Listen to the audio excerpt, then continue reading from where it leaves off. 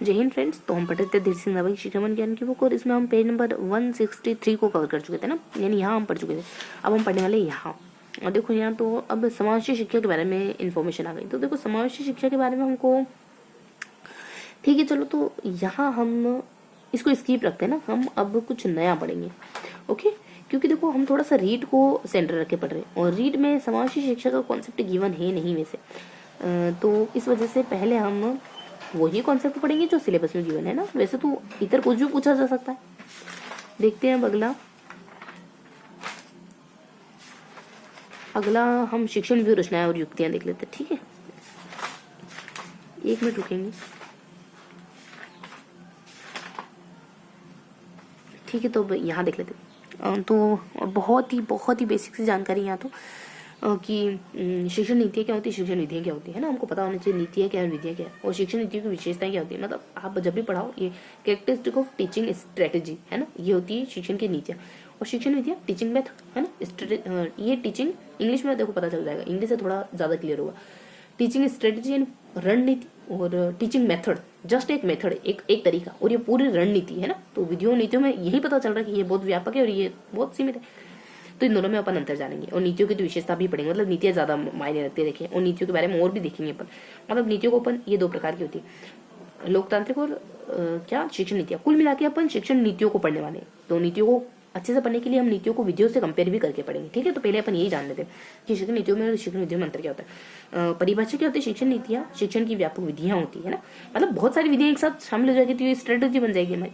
बाकी स्टेटमेंट कहते हैं शिक्षण व्यू रचनाएं वे योजनाएं होती है जिसमें बालक के अधिगम, अनुभव, व्यवहारगत परिवर्तन, अधिगम उद्देश्य तथा पाठ्यवस्तु विशेषों को महत्व दिया जाता है। तो शिक्षण व्यू रचना है ना, व्यू रचना में ये दोनों ही चीजें शामिल है। तो एक ब्रॉड एस्पेक्ट हमको पता होना चाहिए शिक्षण व्यू रचनाएं क्या होती है। तो इससे हमको बालक के बारे में पता चलता है, और बस बालक के अधिगम के बारे में, लेवल के बारे में, अधिगम के उद्देश्य क्या है, पाठ्यवस्तु विश्लेषण है, बालक के बारे में, सिलेबस के बारे में, और अधिगम उद्देश्यों के बारे में है ना, सबके बारे में पता चलता है। इससे हमको सारी चीजों का महत्व पता चलता है ना। बालक का, विषय वस्तु का, हमारा शिक्षण के उद्देश्य क्या है, मतलब बालक के व्यवहार में कितना परिवर्तन हो रहा है, हमारी हम विषय वस्तु क्या पढ़ाएंगे, और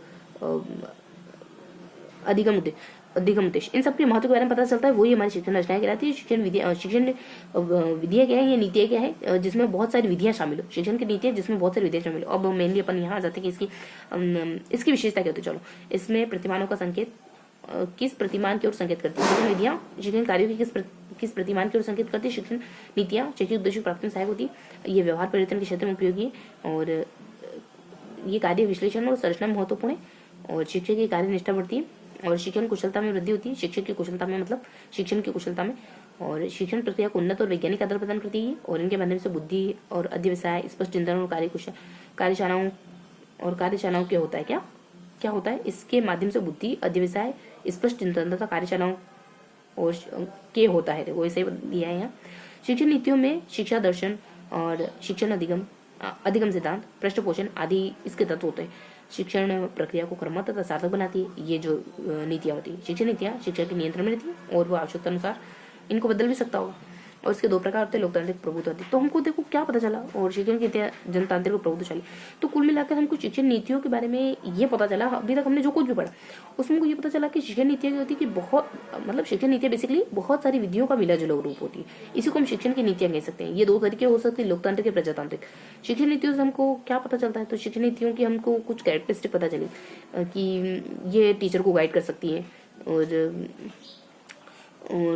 कुछ ऐसा हमको पता चला कि इसमें ये टीचर के कंट्रोल में होती है।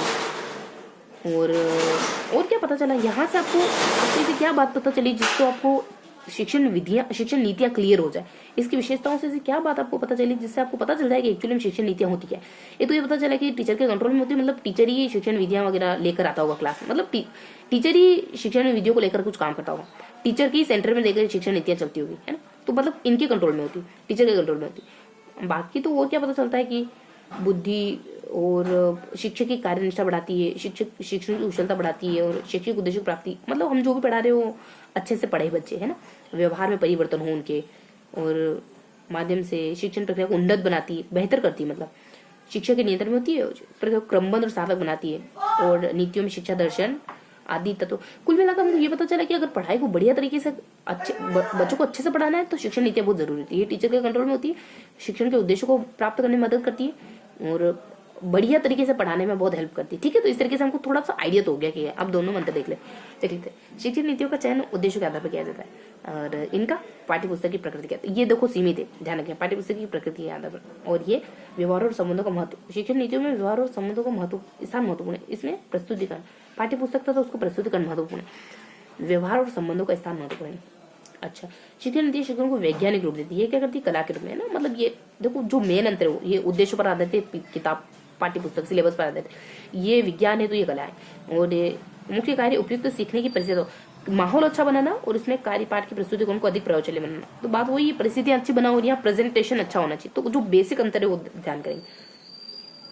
मूल्यांकन का मापदंड उद्देश्य की प्राप्ति होता है और यहाँ पे पाठ्यपुस्तक अच्छा, यहाँ पे आपके जो उद्देश्य आपने डिसाइड कर दो वो मिल गए, इसका मतलब आपने अच्छा पढ़ा है, मतलब इसका एम पूरा हो गया। और यहाँ पे आपको किताब याद हो गई, मतलब किताब पर आपका अधिकार हो गया, पाठ्यपुस्तक पर आपका अधिकार हो गया, मतलब इसका एम पूरा हो गया। सूक्ष्म उपागम का अनुसरण करते हैं और इसमें स्थूल उपागम, इसमें ना टीचिंग उपागम मतलब माइक्रो टीचिंग का इस्तेमाल होता है इसमें मैक्रो टीचिंग का देखो मेन अंतर है ना। और ये मॉडर्न ह्यूमन ऑर्गेनाइजेशन थ्योरी का उपहार है और ये क्लासिकल, ये आधुनिक है नहीं, ये पुरानी। तो कुछ बेसिक हमको अंतर क्या पता चला आपको, विधि और नीतियों में क्या पता चला कि ये मॉडर्न है और ये क्लासिकल है। और शिक्षण की नीतियाँ ये उद्देश्यों पर बेस्ड होती और उद्देश्य मिल गया मतलब हमारा काम कंप्लीट हो गया। ये किताब पर बेस्ड होती, किताब अच्छे से याद होगी मतलब काम कंप्लीट हो गया। और क्या हो सकता है, और कुछ पता चला क्या, बस मेनली। और ये विज्ञान और कला, ठीक है। तो ये कुछ परिस्थितियां और सूक्ष्म को, अच्छा माइक्रो टीचिंग, ठीक है। तो मॉडर्न और माइक्रो दोनों एक साथ ध्यान रखेंगे। और इसके अलावा साइंस वगैरह और इस तरीके से हम मोटा मोटी ध्यान रखेंगे। साइंस और एक हमारा विज्ञान छूट गया था, बाकी सब हो गया, ठीक है हमारा। तो जो भी हमने बताया उसमें एक दो और बातें इनहेंस कर लेनी हमको कि ये बेसिकली किताब पर, ये बेसिकली आपके ये किस पर बेस्ड होती है, ये आपके उद्देश्य पर बेस्ड होती है, जबकि किताब पर बेस्ड होती है। उद्देश्य पूरे होगा मतलब काम कंप्लीट, यहाँ किताब याद होगी मतलब काम कंप्लीट। अब ये मॉडर्न वगैरह और माइक्रो वगैरह, और ये अपने क्लासिकल वगैरह और मैक्रो वगैरह, है ना, मैक्रो वगैरह, माइक्रो, हाँ मैक्रो वगैरह, इस तरीके से। बाकी एक और बात आ जाती है अपने कि ये विज्ञान है तो ये कला है। और यहाँ प्रस्तुति, यहाँ ना परिस्थितियों पर जोर दिया जाता है, जबकि यहाँ परिस्थितियों पर जोर दिया जाता है। तो कैसे ध्यान रखोगे, एक तो ये मॉडर्न माइक्रो करके ध्यान रखोगे, और एक अपने विज्ञान सबसे अलग ध्यान रखोगे। इसके अलावा देखो इन दोनों को मेनली ध्यान रखोगे, उसके बाद साइंस को ध्यान रखोगे और एक परिस्थिति वाले टॉपिक को ध्यान रखोगे, ठीक है। और बाकी अपने उद्देश्यों को तो हमने अलग से ध्यान रख लिया। तो एक सेंटर में पॉइंट ध्यान रखोगे जो अपने एमएम से 2 बार आ रहा, एक ऊपर ध्यान रखोगे एक नीचे ध्यान रखोगे। इससे क्या होता है, चीजें थोड़ी व्यवस्थित हो जाती है। बीच में 2 पॉइंट ध्यान रखोगे, एक ऊपर और एक नीचे ध्यान रखोगे। विज्ञान वाला ऊपर ध्यान रख लेना, नीचे परिस्थिति वाला ध्यान रख लेना। बाकी बेसिक तो ये हमको पता ही है कि किस पर बेस्ड होती है, और ये अगर वो मिल जाए तो काम कंप्लीट माना जाता है, एक अपना अंडरस्टूड लेवल पे। इस तरीके से मोटा मोटी थोड़ा सा माइंड में एक फिगर बना के ध्यान रखोगे, चीजें ध्यान रखी, एक ऐसे याद रखना और कुछ 2 तो कुछ बेसिक यही से। तो ये हमने पढ़ लिया, बाकी कुछ देखने की जरूरत है नहीं। और व्यू रचना क्या होती है, जिसमें बालक के बारे में, सिलेबस के बारे में, शैक्षिक उद्देश्य के बारे में पता करते हैं। तो इस तरीके से हमने याद कर लिया है ना। अब इसको दोहराते, क्या दोहराना रहा अब इसमें, शिक्षण की नीति, आपको शिक्षण की नीतियां और विधियों में क्या अंतर होता है, मेन आपको यही पूछेंगे, है ना, क्योंकि ये सबसे बढ़िया बिंदु लग रहा है यहाँ पे। शिक्षण नीतियों और विधियों में क्या अंतर होता है, बेसिक अंतर। तो देखो शिक्षण की नीतियां होती है वो देखो ऐसे ध्यान रखो, बीच में ऊपर नीचे, बीच में ऊपर नीचे। बीच में पता है मॉडर्न उपागम, मॉडर्न क्या है मतलब ये मॉडर्न है, ये आधुनिक है। और ये इसमें मतलब इसका संबंध माइक्रो टीचिंग से। बाकी ऊपर ध्यान रखो विज्ञान वगैरह है, और नीचे ध्यान रखोगे कि इसमें परिस्थितियों पर जोर दिया जाता है। ठीक, इसका रिवर्स यहाँ कर दोगे, ये दोहराने की ज्यादा जरूरत है नहीं, जैसे कि माइक्रो टीचिंग हो जाएगा और एक ये क्लासिकल हो जाएगी, मैक्रो टीचिंग हो जाएगा और क्लासिकल वगैरह हो जाएगी, और ऊपर कला हो जाएगा और नीचे यहाँ पे प्रस्तुतिकरण पे जोर देती है ना। बाकी एक हमको थोड़ा सा ध्यान रखना है कि इसमें ना उद्देश्य की पूर्ति हो जाती है तो काम कंप्लीट माना जाता है। यहाँ किताब अगर अच्छे से याद होगी तो काम कंप्लीट माना जाता है। तो ये कुछ बेसिक अंतर को बस यही बताना था। और ये दो तरीके लोकतंत्र करता है, 2 तरीके हो सकती है, और 1-2 परिभाषा, जैसे कि एक दो परिभाषा जैसे कि शिक्षण की नीतियाँ बेसिकली विधियों का मिला जुला रूप है, XYZ किसी बढ़िया से विद्वान ने दी है ना। और इसकी कुछ विशेषता भी होती है, मतलब इसकी विशेषता, इसके प्रकार, इसकी परिभाषा, ऐसे कुछ ध्यान रखोगे। इसके अलावा विधियों की, नीतियों की, इसकी विशेषता है कि ये टीचर के कंट्रोल में होती है, और इससे हमारे शिक्षण उद्देश्य मिले कि नहीं मिले ये पता चलता है, टीचर बच्चे कितने अच्छे सीख रहे हैं ये पता चलता है, कुछ बेसिक बातें पता चलती है, ठीक है। तो ये हमने देखा था। अब क्या मिल रहा हमारा कि कौन विद्वान है जो कहते हैं कि ये व्यापक विधि है, मतलब बहुत सारी विधियां मिलकर के ये बनता है। तो खुद देवी माँ के लिए ऐसे ध्यान रखो। तो इस तरीके से हमने मोटा मोटी याद कर लिया। अब थोड़ा सा नोट डाउन करेंगे। ओके, बस तो हमने क्या जाना, इनमें दोनों मंत्र जाना, तो हमने फिगर के थ्रू बीच में कर लो, ऊपर कर लो, नीचे कर लो, बाकी इसके परिभाषा, प्रकार और विशेषता वगैरह बता दो। तो ये बेसिक बेसिक बातें जाने, वापस होने की जरूरत तो है नहीं। ये क्या है, तो ये बेसिकली अपने ये आधुनिक है, ये माइक्रो टीचिंग वगैरह, ऊपर विज्ञान वगैरह, परिस्थिति पर ज़्यादा जोर देती है। ये ठीक रिवर्स कर लो, है ना, स्थूल उपागम वगैरह। और ये आधुनिक, ये परंपरागत मानी जाती है, ये कला है। और ये किताब पूरी और प्रस्तुतिकरण पर जोर देती है। ये उद्देश्य पूरे हो जाए तो काम कंप्लीट, ये किताब पूरी हो जाए तो काम कंप्लीट। परिभाषा आ जाती है इसकी, ये बहुत सारी विधियों से मिलकर नीतियाँ बनती है। इसकी विशेषता टीचर के कंट्रोल में होती है और पढ़ाई को बेहतर बनाती है। और 2 प्रकार की हो सकती है, ठीक है, ये बेसिक बात है बस। और रचनाएं किसको कहते हैं, तो जिसमें सिलेबस के बारे में अध्ययन हो, बच्चे के बारे में अध्ययन हो और शिक्षण के उद्देश्य के बारे में पढ़ा जाए, ये सब। तो इसमें एक थोड़ा सा दोहरा लेते हमने क्या पढ़ा, तो विधियों और नीतियों के अंदर होता है ये जाना हमने। कुछ बीच में अपन अंदर कहते थे कि माइक्रो एमएम से ध्यान रख लेंगे, है ना, और ऊपर नीचे विज्ञान और नीचे अपने कुछ परिस्थितियां वगैरह। इस तरफ बिल्कुल ठीक इसका रिवर्स कर लो, आधुनिक और प्राचीन क्लासिकल। तो यहाँ सीएम ध्यान रखोगे, वहाँ एमएम तो यहाँ सीएम, इस तरीके से ध्यान रखोगे, है ना। माइक्रो टीचिंग कला कह दोगे और किताब को याद कर लेना, इससे मतलब बहुत ही बेसिक बात। थोड़ा सा परिभाषा, प्रकार और विशेषता बता दोगे, एकादी विशेषता, परिभाषा भी, एकादी प्रकार भी कर। तो इस तरीके से बहुत ही इजी गोइंग चैप्टर था, कुछ खास है नहीं। देखो एग्जाम के पॉइंट ऑफ व्यू से हमको पढ़ना है, जो चीज़ जितनी महत्वपूर्ण है उसको उतनी तवज्जो देनी। तो आज हमने 163 तो पहले देख लिया, अब 164 नहीं, अब तो हम किसी नए टॉपिक पर आ चुके हैं। तो पेज नंबर हमारा क्या रहने वाला है, 174।